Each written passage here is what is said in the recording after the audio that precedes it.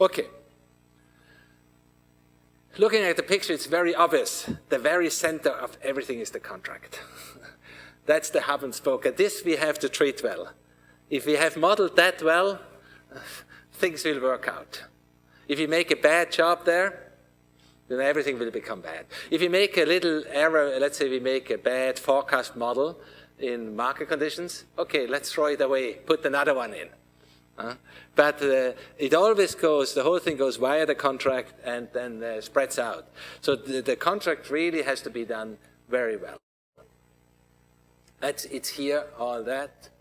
Yeah, right, yeah, so. So it's the, and we said already, it's the one certain thing in it. And actually the way the software is created is that if something is not certain, then it doesn't belong to the contract. A good example is the saving account. We said in the saving account, there are only a few things certain, like the notional, the current rate, maybe an interest payment cycle, that's maybe also known. We know there is interest paid every 6 months or every 12 months. And we know maybe it's accrued, so they put it on the capital. So maybe these are the known things. So, and then from this contract, only that should go to the contract. All the rest goes somewhere else. And in this case, mainly behavior, because we have to have a model of how people withdraw and all that.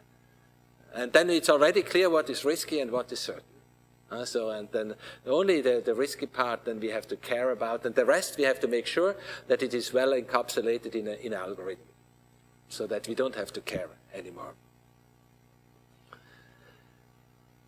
In a government bond, everything is in the contract. It's pure calculation, so you have nothing about behavior.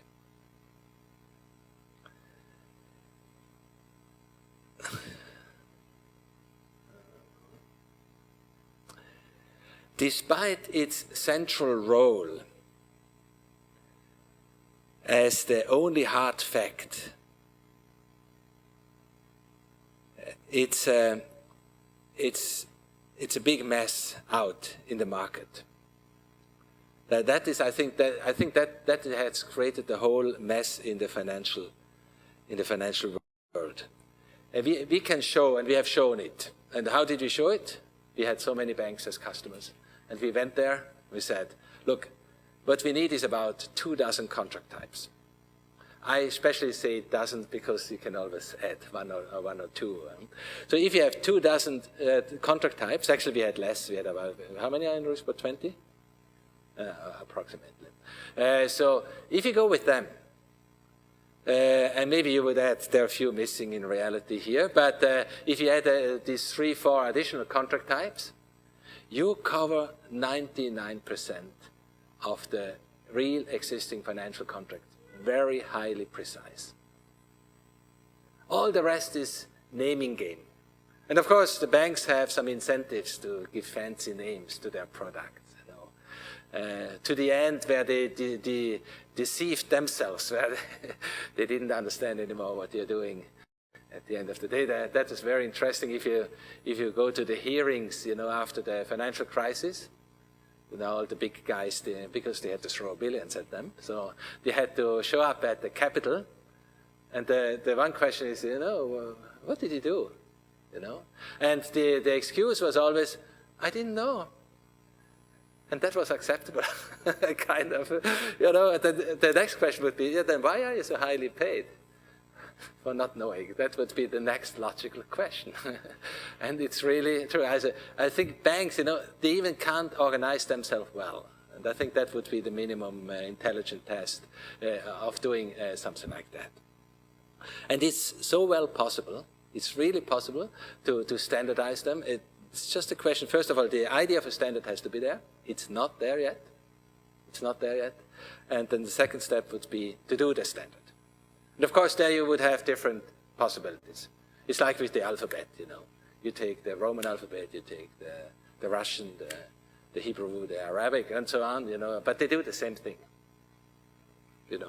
But finally, they work.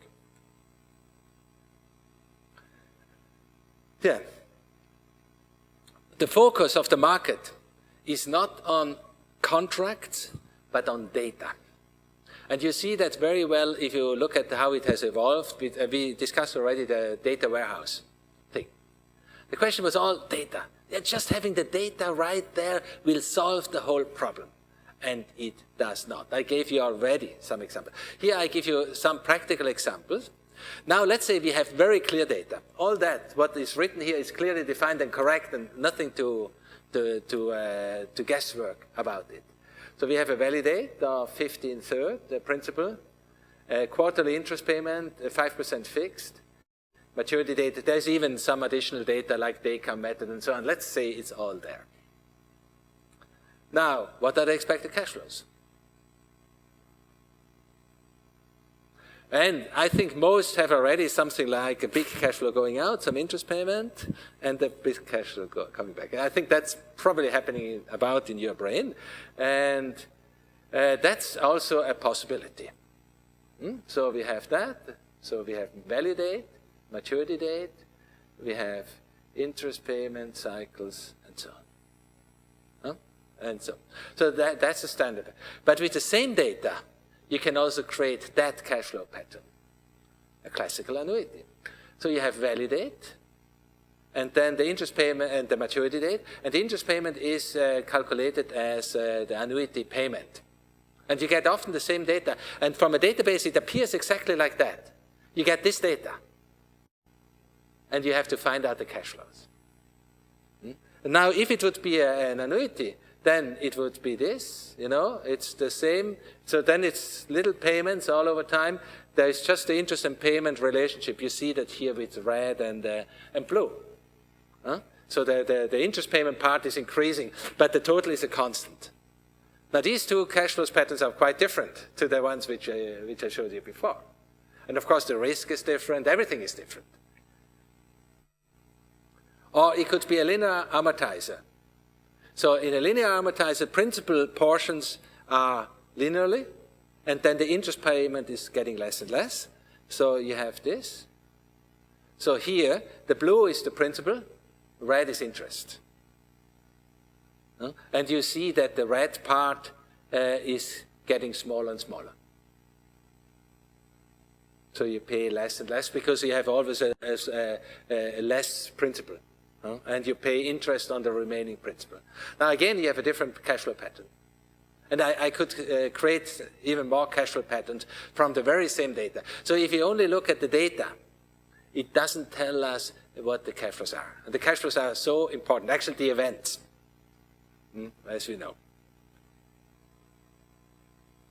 So what we need is not only well-defined data, and that's really important, but also a knowledge about the intended cash flow exchange pattern.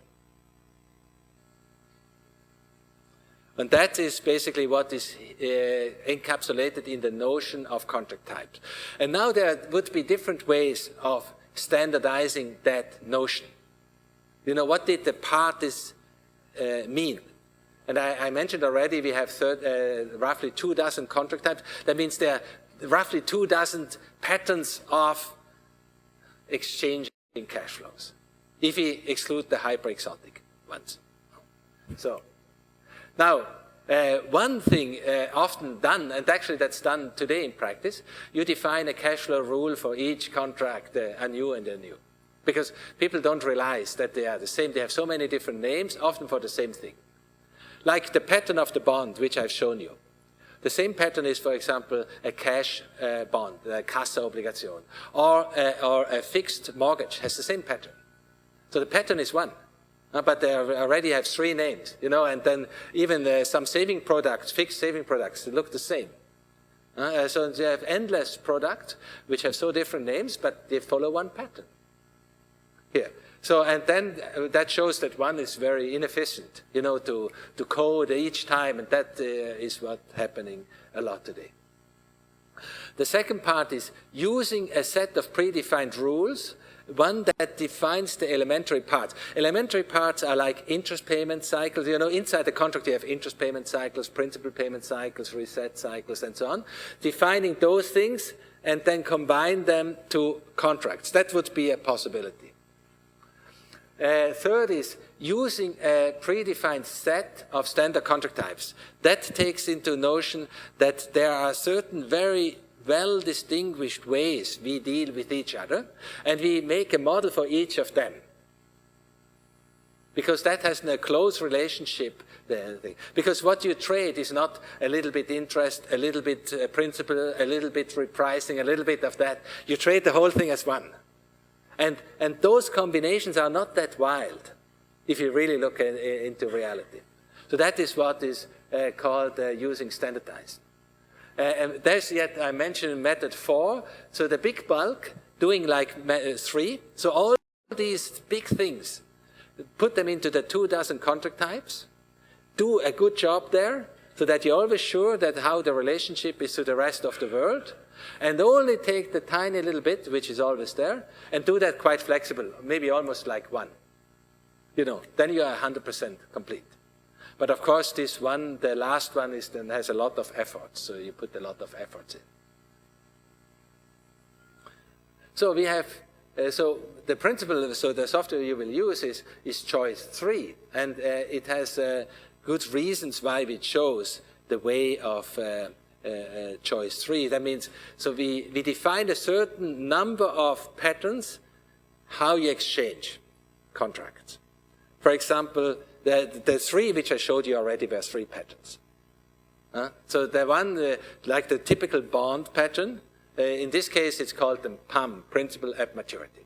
But that means every contract which behaves like that belongs to that PAM, whether you call it bond or saving account or cash bond or mortgage or whatever, it follows the pattern PAM. So makes it very clear. So, and then once you have this, you have, that includes the exact transition mechanism from the risk factors to the expected events. That's all part of the package. So that means once you have the risk factors clearly defined, the rest is goes through. So you just have to do once a very good job to make sure that what you intend also program. So there is, of course, and of course that's well tested because so many banks use it and test it and so on. So that's then guaranteed very quickly actually, because many people check it here. So we have a clearly defined system, and that's of course very powerful. So if 99.x% of the financial contracts we can get there, that means we can solve the problem once for all.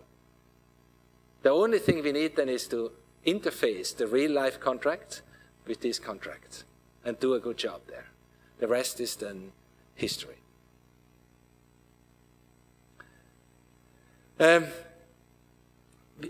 Why the system is also very strong, we can see by asking ourselves, where is the complexity in the system? So where do we have complexity? Okay, we could fight. and for different people, probably see it a little bit. So first people would maybe point to market conditions up there. It's true. Markets are so complex that we can't really handle them. In a sense, we can only make very rough approximations. But then, the approximations which we make, they are not so complex. Even though in some models there's quite some mathematics behind, admirably, but in a way that's quite simple. Where you have really the music playing is really in the contract. And if you go and look in reality, where banks grapple is always in these cash flow generation algorithms, to get those right. So by making a good model about the contract, we have solved the big complexity problem.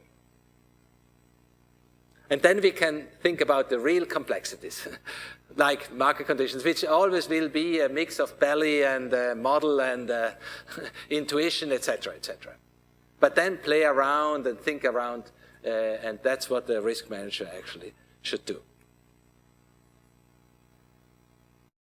Yeah, there are more reasons why it's good to have this idea of contract types. I mentioned already that so many contract types fall into a small set of patterns. also the practitioner thinking. Basically, if we build an analytical system like that, then we are very close to the transaction systems. Is anybody here who has been working with banks already? Not so much. But can you imagine what the transaction system is doing? That's the system when you stand in front of the cash counter and you put some money there, then he will do something. So it goes into a system which then registers your saving account or current account. There are other systems, for example, for mortgages. So then that registers exactly when you have to pay. So how these systems are built? Basically, they do what we do with the events. They tell you every day, they check every day and say, oh, there's a payment outstanding. Or maybe they say, in 3 days there's a payment outstanding of Mr. XYZ, we have to send a letter. Or there's a payment outstanding, we have to deduct the money from the account. So basically, that's very event-driven, what I call events. And that's exactly what they have to do. They execute the promise. And we do nothing else. The only difference is they do it more past to present related. They don't go much in the future. Maybe they say, okay, in 1 week, maybe the payment comes, so they do something in advance a little bit, but not really. And in analytics, we take it from present to the end of the deal. And of course, that needs then assumed market conditions, etc., where the transaction system often has the real market condition. So they don't have to do guesswork. They take the real market condition, they plug in, they ask. So that shows that what we do actually is nothing else than just continue the story. Continue to the end. That's all. That makes it so natural, actually. And then if you think in contracts, that's exactly what those systems are doing. But we do it then on an analytical level. And of course, there's some simplifications to make it easy, to make it workable, everything. Especially in dynamic simulation, you will see that will be very helpful if you think like that. Yeah, maybe we have still 5 minutes time. We said already that a financial contract is made up of sub-mechanisms, like principal amortization. We said already, actually the difference between the 3 examples which I made was different principal amortization. One had no amortization, the other one annuity amortization, the other one linear amortization. So that is a very important one. And we use mainly the amortization pattern as a distinguishing factor between the different contract types. But then you have interest payment. So almost every financial contract has an interest payment. So that is a mechanism which you can build, which then goes into every financial contract and plays a part. Or the rate adjustment mechanism is another one. You know, when you have a variable rate and a fixed rate and variable rate, how you decide where to go, to plug in and so on. There are different rules how to adjust rate or FX rate. So these are mainly from the on-balance sheet loans.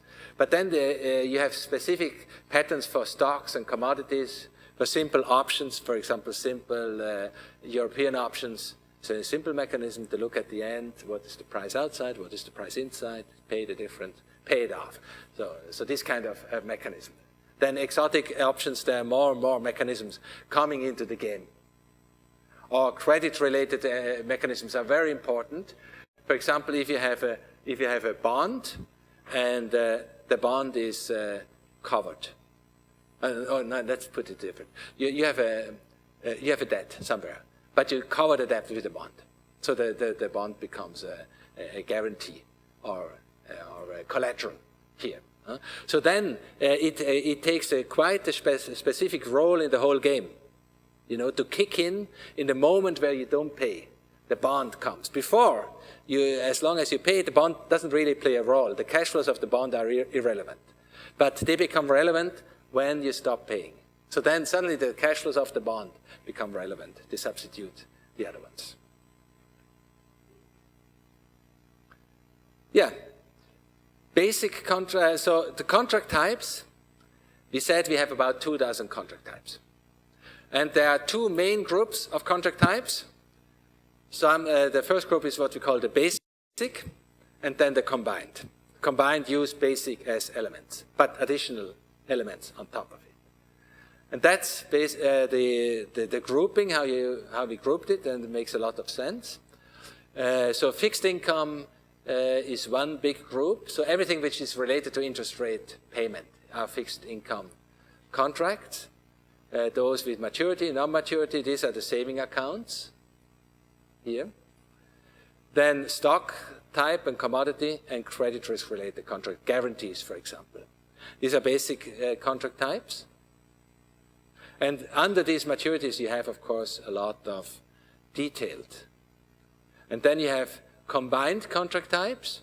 There you have the symmetric derivatives, futures and swaps and forwards. And then the options.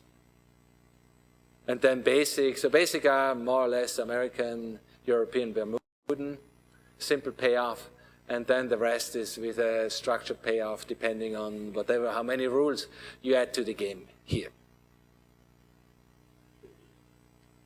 And then is it already over? Ah, okay, so they are a little bit too early. It goes up to 12 o'clock, huh? Is it? Okay, good. Then, if you have combined contract types, so then you have child-parent relationship. Important is that most of the music plays always at the child level. There's some music which plays up here as well. But let's say this is a swap. A swap is a parent contract which combines two contracts. Normally, say plain vanilla is pay fixed, receive a variable, or vice versa. These are like two simple, what we call PAMs. One is then positive, one is negative. And actually the whole swap is just a combination of the two. So by knowing all events on the child level, you know almost everything on the top, except a few big bookkeeping rules. There is some difficulty there. But save that. Or this would be a swaption here. So you have the swap down here and the option. So of course the option again plays some additional rules because then you have to decide whether the value of the underlying swap versus a certain value and then the difference. So you have to calculate. But there's a lot of calculation happening down there. So the most calculation happens always on the child level. That's why you always have to keep that information from the ground. And for example, something not given at all in structured product. You lose it immediately. Who knows what is inside the CDO? You know maybe the value, if it's there, you don't know. You believe it. But then you may know maybe it's teachers in California, Northern California. Maybe that's all you know. But you need to know how long it goes and you need to know a little bit more about them. So the music really plays on the child level. Yeah. And I think that is enough for today. So we will continue next time with these contract types and go then to market conditions.